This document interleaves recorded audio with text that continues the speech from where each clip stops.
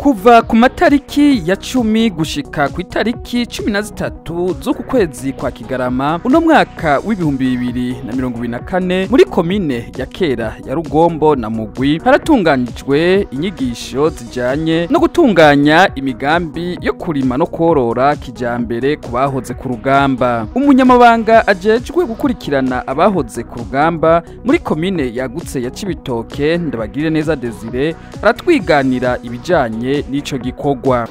Izi nyigisho ziriko ziraba ngaha ni inyigisho zateguwe n'ikigega cyo gukurikirana abahoze ku rugamba DGAC. Hama zishwa mu ngiro n'abatwara amakomine. Uri muri komine ya Cibitoki tuko dushira mu ngiro kwigisha abahoze ku rugamba kwitunganyiriza imigambi n'akamaro k'amakoperative. Nyamwigenda ko ntarimira ko tubigisha rero kugira ngo bamenye gutunganya imigambi yabo ubwabo mu ngo zabo no gutunga no kuja mu makoperative kugira ngo biyungunganye abahoze ku rugamba ibyo gusegereza bivemo.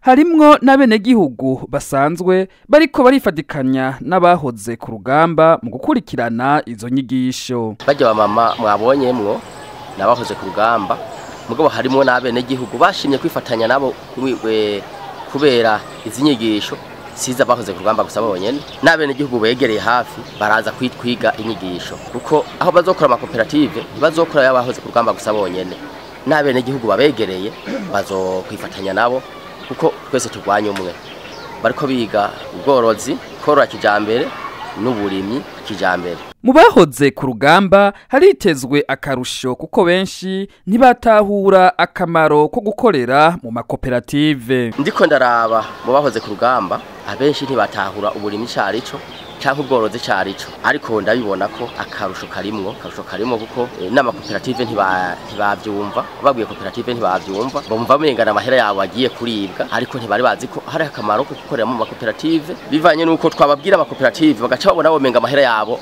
bagomba kuronka bahoze ku rugamba tugomba tuyakatisha tuyashire mu makoperative kwa uburyo bwiza bwo kubasigurira umuntu wese ico yandikiwe azokironka ku ruhande rwiwe mugabo hariho uburyo bwo gukora mu makoperative bagafashwa n'ikigo DGAC gishigikira abahoze ku rugamba. Umunyamabanga ajejwe gukurikirana abahoze ku rugamba aratanga impanuro ku bahoze ku rugamba. Impanuro nohereza abahoze ku rugamba nukumva twese ko ikibazo c'ubukene tugisangiye. Uwahoze ku rugamba si umuntu asegerereza kuko afise ingufu nk'abandi. Ibikorwa ivyo abandi bakora nawe arashoboye kubikora. Ubonye umuntu uwahoze ku rugamba ariko arasega afata umuntu amusega mu ibarabara kandi nawe afise amaboko tuko tubigisha gukura amaboko mu mpuzu bagatunganya imigambi hamigambi ikabateza imbere ikabashiza kwiterambere rirama. Tuza kurangiza uno munsi twatanguye ejo gutanga izo nyigisho tuza kuca tubandanyiriza muri komine Mugwi ko yose ni komine imwe nuko twashatse kwicamo kabiri gusa kuko icyahoze ari komine Rugombo tubigisha kwabo no icyahoze ari komine Mugwi tubigisha kuko n'intonde zabo zasohokeye ku komine yose. Ikomine Rugombo tuza kurangiza uno munsi inyigisho tuzoca tubandanyiriza muri komine Mugwi ejo munsi wa 4 no kuwa 5. Ndayishimiye Manase numwe mu bahoze ku rugamba arashima uyu mugambi w'inyigisho zijanye n'uburimyi n'ubworozi ngo amafaranga biteze kuronka bazoyaronka bamaze gutegura umugambi bazoyamaza.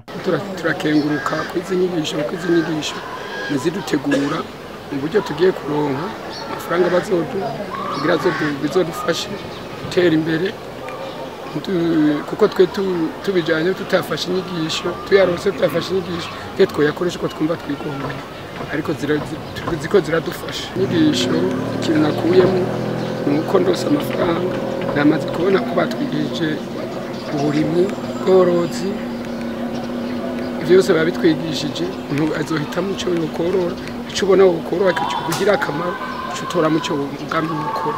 Eka numwe mu bakenyezi nawe yahoze ku rugamba azwi ku izina rya Ndayisaba Perpeti nawe aratwiganira ibijanye n'izo nyigisho. Twebwe akarusho tugiye kuronka mu izi nyigisho nuko twahora dukora mu vy'iwacu ariko tukabikora mu kutamenya kuko ntitwari bwamenye ingene umuntu yoshobora kurima kijambere canke gutunga mu buryo bwa kijambere ari gutunga twapfa uko dutunze ariko baduhaye akarusho kaniniya tushobora kuzoronka umwimbu dutunze n'ibintu bikeya ari nk'ingurube canke agakwavu tuzoronka umwimbu ushimishije dukurikije inyigisho baduhaye. Nakubwayo Jeremy nawe nyene ni umwe mu bahoze ku rugamba yakurikiranye neza inyigisho zijanye no gutunganya imigambi y'uburimyi n'ubworozi.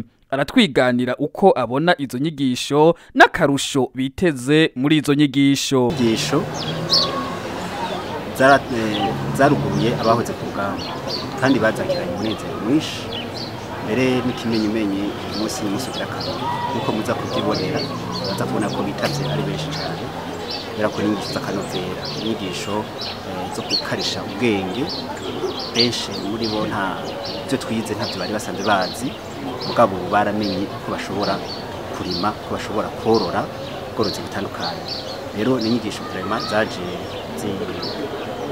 zugurura ubwenge zikarisha ubwenge bw'abahoze ku rugamba. N'inyigisho zije gutuma abahoze ku rugamba batera intambwe mu buzima mu iterambere ry'ingo zabo ry'imiryango yabo n'iterambere ry'igihugu.